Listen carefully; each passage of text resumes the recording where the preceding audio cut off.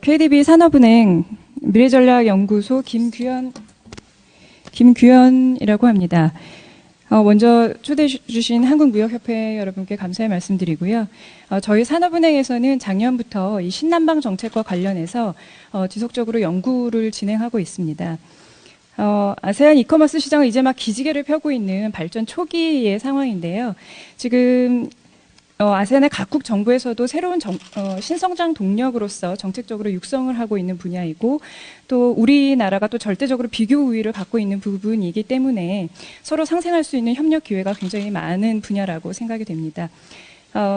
따라서 IT 기술이나 물류, 유통, 인프라 구축에서부터 새로운 소비 시장 진출 경로로서 가치를 가지고 있다고 할 수가 있겠는데요. 그러면 이제 이 아세안 이커머스 시장에 대해서 간략히 알아보도록 하겠습니다. 먼저 아세안 이커머스 시장의 성장세입니다. 아세안 전자상거래의 고속 성장을 예상하는 근거로는 첫 번째, 도시인구 확대에 따른 가계 구매력 증가를 들 수가 있습니다. 아세안 인구는 17년 6.5명에서 50년 7.8명으로 증가하는 가운데, 빠른 도시화로 도시거주 인구 비중이 17년 약 40%에서 50년 67%로 증가할 것으로 전망되고 있습니다. 싱가포르, 브루나이, 말레이시아를 제외한 아세안 대부분 국가들의 도시화율은 현재 약 40%에 불과하지만 도시인구 증가율은 2.4%로 세계 평균 2.0%를 상회하고 있어서 향후 소비계층 확대가 빠르게 진행될 것으로 예상됩니다. 이렇게 중산층이 확대됨에 따라서 아세안 주요국의 1인당 소득의 성장세는 세계 평균을 훨씬 뛰어넘는 수준을 보여주고 있습니다. 두 번째는 인터넷 및 스마트폰의 확산을 들 수가 있습니다. 아세안 지역의 평균 인터넷 보급률은 53%에 달하며 연평균 13%의 성장률을 시현하고 있습니다. 인터넷 사용자는 2010년 1억 2,500만 명에서 15년 2억 2,500만 명, 그리고 17년에는 3억 3,900만 명으로 빠른 증가세를 보이고 있습니다. 그중 89%가 스마트폰을 사용하고 59%가 전자상거래를 이용하고 있습니다.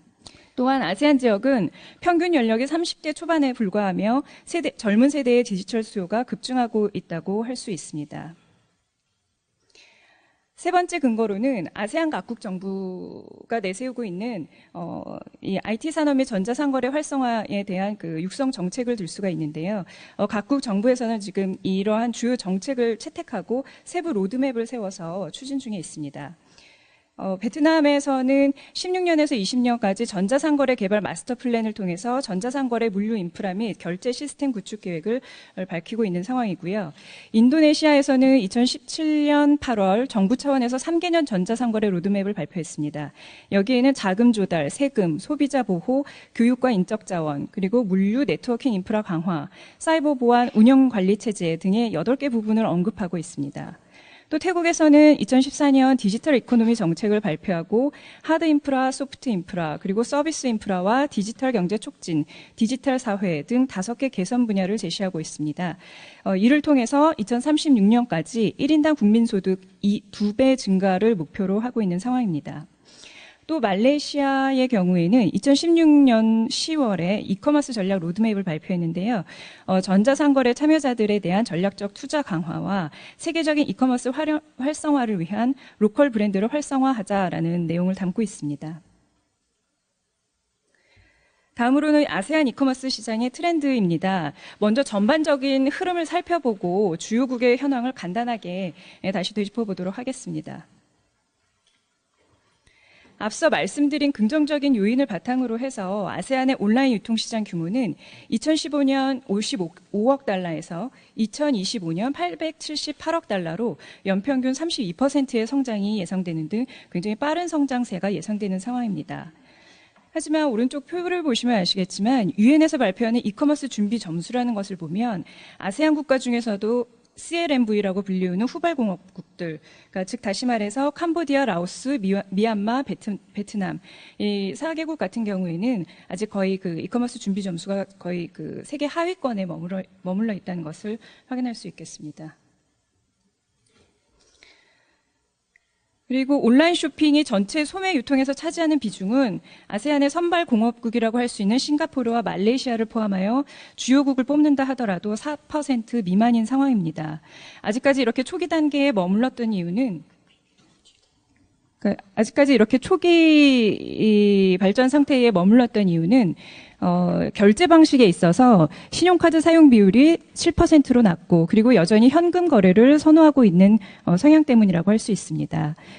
그리고 아세안의 특징 중에 하나로 전형적인 온라인 쇼핑몰 이용이 아직 20% 정도에 그치고 있다는 것을 들 수가 있습니다.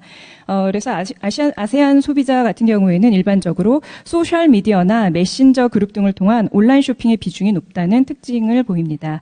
이는 아직 아세안의 이커머스 시장이 대형화되지 못한 초기 단계라는 것을 보여주는 사실이라고 할 수 있겠습니다. 하지만 소비자가 상품 및 서비스 공급 업체를 쉽게 비교하고 또 필터링할 수 있는 가격 비교 웹사이트가 보편화되었다든지 그리고 상품 구매 의사 결정에서 소셜 미디어의 영향력이 확대된다든지 하는 아세안만의 소비 문화를 창출하는 새로운 비즈니스 모델이 부상하고 있다고 할 수 있습니다. 그리고 전통적인 산업의 지형도 변화하고 있습니다. 대표적인 분야가 숙박시설 예약, 그리고 항공권 예약, 육상교통수단, 화장품 및 미용상품, 패션 등의 분야를 들 수가 있는데요. 먼저 숙박시설 및 항공권 예약 부분을 보면 예약 대행 서비스 제공업체가 증가하면서 가격 경쟁이 심화되고 또 이에 따라 전통적인 여행사가 쇠락하는 등의 특징을 보이고 있습니다. 그리고 에어비앤비와 같은 새로운 플랫폼이 등장하였습니다. 육상교통수단 부분에서는 우버나 고잭 그리고 그립과 같은 서비스의 보편화로 시장의 가격 민감도가 높아진 가운데 기사의 근무 지역과 시간 선택권이 늘어나고 그리고 또 소비자 입장에서는 가격에 따른 교통수단 선택권이 강화되었다는 변화를 보이고 있습니다. 그리고 화장품 및 미용상품 부분에서는 가격 및 상품 선택 경쟁이 심화되고 오프라인 판매 상점이 쇠락하는 변화를 점차 보이고 있습니다. 그리고 SNS를 통한 마케팅이 증가하고 있습니다. 또 안면인식 기술을 통한 온라인 체험 프로그램도 증가하고 있습니다. 패션 분야에서는 고객의 상품 선택권이 증가되고 또 상점의 재고 필요성이 감소하면서 유통망 의존도가 증가하는 변화를 보이고 있습니다. 다음으로는 국별 특징을 살펴보겠습니다. 이마케터의 추정에 따르면 2017년 기준으로 아세안의 전자상거래 시장 규모는 인도네시아가 82.1억 달러로 가장 크며 태국은 34.5억 달러, 그리고 싱가포르 24.3억 달러, 말레이시아 24.1억 달러, 베트남 20.8억 달러의 순입니다. 그리고 기대 성장률은 보시는 것과 같이 모두 두 자릿수의 고속 성장세가 예상되고 있고요. 그리고 이커머스를 통해 주로 판매되는 분야로는 엔터테인먼트, 여행, 패션, 그리고 가전 등이 있습니다. 그러면 주요국의 이커머스 시장 트렌드를 간략히 살펴보도록 하겠습니다. 먼저 싱가포르는 선진 공업국인데요. 그러니까 싱가포르, 말레이시아, 태국 모두 이제 선진 공업국이라고 할 수 있는데 싱가포르는 그중에서 특히 금융 허브로서 입지를 강화하고 또 금융 산업의 경쟁력을 높이기 위해서 핀테크에 대한 적극적인 투자와 지원을 하고 있는 상황입니다. 그리고 물류 허브를 목표로 해서 투자와 신기술 도입에 굉장히 적극적이고요. 글로벌 온라인 플랫폼의 소비시장 점유율 경쟁 또한 매우 치열한 상황입니다. 그리고 말레이시아는 남성 이용자가 많다는 특징이 있고요. 또 온라인 쇼핑 시 가격에 민감하고 또 모바일을 이용한 쇼핑 증가로 모바일 장치에 대한 관심도 굉장히 제고되고 있는 상황입니다. 태국도 모바일 퍼스트 국가이긴 하지만 온라인 쇼핑 접속은 컴퓨터 이용자가 더 많다고 합니다. 소득 수준이 높은 방콕과 주변 지역의 이용률이 높고 그리고 지역적인 편차가 매우 크다고 할 수 있습니다. 그리고 태국 같은 경우에는 페이스북 사용자 수가 세계 8위에 달할 만큼 SNS 보급률이 높기 때문에 스타트업 생태계의 어떤 그 펀더멘탈이 굉장히 공고한 상황이다라고 얘기할 수가 있겠습니다. 다음은 인도네시아와 베트남, 필리핀입니다. 이 세 국가의 특징은 인터넷 보급률과 물류 인프라가 상대적으로 낮은 수준에 있다는 것입니다. 특히 섬이 많은 인도네시아, 필리핀은 지형 조건으로 인터넷 사용 편차가 크고 배송도 오래 걸립니다. 또한 신용카드 사용률이 낮고 배달 후에 현금 결제를 더 선호하는 경향이 있습니다. 상대적으로 베트남에는 아마존이나 알리바바와 같은 해외 기업의 투자 진출도 활발한 상황입니다. 여기서는 국별 선호하는 온라인 쇼핑몰 사이트가 나와 있는데요. 2018년도 아세안업 자료이고요. 보시면 아시겠지만 대부분 이제 뭐 라자다나 쇼피가 굉장히 보편적이라는 걸 알 수가 있겠습니다. 오늘도 이 행사 자체가 또 쇼피와 함께하는 행사이기 때문에 다음 시간에도 계속적으로 굉장히 좀 도움이 많이 되는 그런 유용한 정보를 많이 들으실 수 있을 거라 생각이 됩니다. 다음은 이커머스 시장의 장애 요인입니다. 첫 번째로는 ICT 기술, 광대형 및 모바일 인터넷 기술이 미발달했다는 것을 들 수가 있습니다. 이 국제전기통신연합 ITU에서 발표하는 ICT 개발 지수를 살펴보면 아세안 평균 4.5는 아직 세계 평균 4.9에 못 미치는 수준이라는 것을 알 수가 있겠습니다. 그리고 아까 말씀드렸던 것 같이 아직 전자결제 이용률이 낮은 수준이다라는 것을 그래프를 통해 보실 수가 있습니다.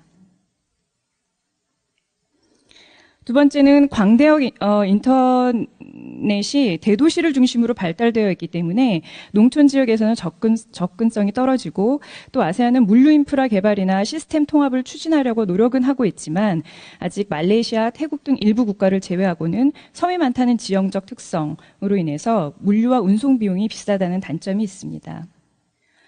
그리고 세 번째는 사이버 보안 관련 규제 미비 및 국별 조세법, 관세법이 상이하다는 점을 들 수가 있습니다. 아세안 지역의 현재 사이버 보안 관련 기술 및 규제 수준으로는 사이버 공격에 대응하여 거래 내용을 완전히 보호하기 힘든 상황입니다. 그리고 회원국마다 전자상거래 관련법과 제도 그리고 발전 수준이 상이해서 전자상거래 기업들이 아세안 회원국 전체를 대상으로 사업활동을 전개하는 데는 상당한 제약이 있는 상황입니다. 또한 국별로 상이한 역내 관세 정책이라든지 선적 전해 검사, 또 가격 규제 등의 비관세 조치 등이 아세안의 국경 간 무역 활성화를 제한하는 요인으로 작용하고 있습니다. 밑에 보시는 이 동그라미로 된 그래프는 그러니까 이 관련법이 존재하는 그 국가의 수를 나타내는 건데요. 뭐 데이터 없는 국가들도 아직 많이 있고요. 그래서 아직까지 이런 제도나 규제 관련돼서는 좀 미비하다라는 것을 보여주고 있습니다. 다음으로는 아세안 이커머스 시장의 진출 전략입니다. 아세안 전자상거래 시장은 지역 내 새로운 소비 문화를 창출하고 있어서 국내 기업의 아세안 소매 유통시장 진입 활로로 활용이 가능합니다. 높은 물류 비용이나 운송 인프라의 대도시 집중으로 전자상거래 자체가 원활하지는 않지만 원활하지 않아서 당장 수익성을 실현하기는 어렵습니다. 하지만 오프라인 시장보다 진입 장벽이 낮아서 소셜미디어를 통한 시장성 테스트와 브랜드 이미지 구축 등이 용이하다는 장점은 있습니다. 그리고 현지의 온라인 사업자 및 벤더를 통해 온라인 진출 플랫폼을 확보하고 한편으로는 기존 현지 유통업체와 합작 또는 M&A를 통해 내수 유통망 확보를 시도해 볼 수 있습니다. 그리고 현지 투자 진출한 기업의 경우에는 생산한 제품을 현지에서 판매하는 방식도 적극적으로 검토할 필요가 있습니다. 다만 중소기업이나 스타트업들이 동 분야에 진출할 경우에는 정보가 부족하고 또 관련 제도 및 법규 이해 부족 등으로 인허가나 제품 통관, 그리고 물류, 파워벤더 발굴 등 사업 단계별로 어려움을 겪을 가능성이 있어서 이 부분에 대해서는 통합적인 지원 체계가 구축되어야 한다고 생각합니다. 우리나라는 온라인 및 모바일을 활용한 소매 유통시장 발전도가 높고 또 특히 디지털을 활용한 금융 및 물류 인프라에 뛰어난 경쟁력을 보유하고 있다라고 에이티커니라는 컨설팅 회사에서는 이렇게 평가를 하고 있는데요. 열악한 인프라로 인해서 물류 비용과 시간이 많이 소요되고 상품 파손 우려가 커서 물류 및 콜드체인 등 인프라 수요가 존재하는 상황입니다. 따라서 우리 기업은 물류 인프라 또는 온라인 플랫폼 구축과 이를 운영하는 서비스를 함께 제공하는 등의 온오프라인을 연결하는 새로운 사업 모델을 발굴할 수 있을 거라는 생각을 해봤습니다. 그리고 ICT 경쟁력을 보유한 국내 기업의 경우에는 현지 기업과의 합작 투자를 통해서 핀테크 기술을 전수하면서 시장 확대를 병행하는 전략이 필요합니다.